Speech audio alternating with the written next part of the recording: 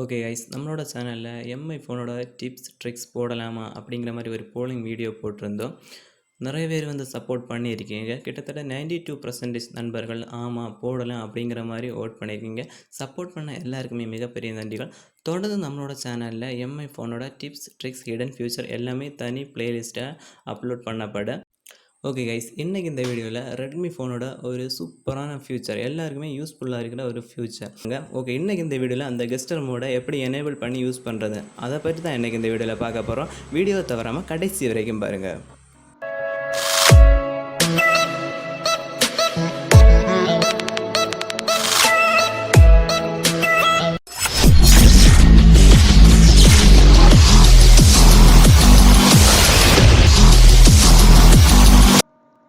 நம்ம channel update உடனுக்குடன் தெரிந்து கொள்ள சப்ஸ்கிரைப் பட்டனை கிளிக் பண்ணி கூட வர பெல் சிம்பிளை கிளிக் பண்ணி ஆளுங்கிற ஆப்ஷனை செட் பண்ணி வச்சுக்கோங்க.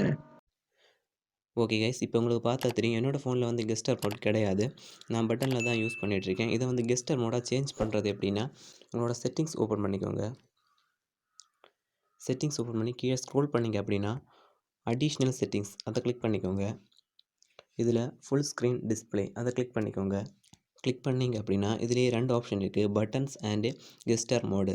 இதில் இப்போ பட்டன்ஸ் எனேபிள் இருக்குது. ஜஸ்ட் அந்த ஃபுல் ஸ்க்ரீன் கெஸ்டர் அதை கிளிக் பண்ணிக்கோங்க. கிளிக் பண்ணி லேன் கொடுத்துக்கோங்க. இதுலேயே லேன் கொடுத்துக்கோங்க. ஓகே, இப்போ வந்து கெஸ்டர் மோடு செட் பண்ணியாச்சு. இதில் அந்த மேலே பார்த்தீங்க அப்படின்னா அந்த பேக் அதை கிளிக் பண்ணிக்கோங்க.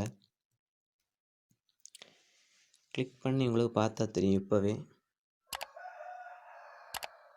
கெஸ்டர் மோடுக்கு சேஞ்ச் ஆகிடுச்சு.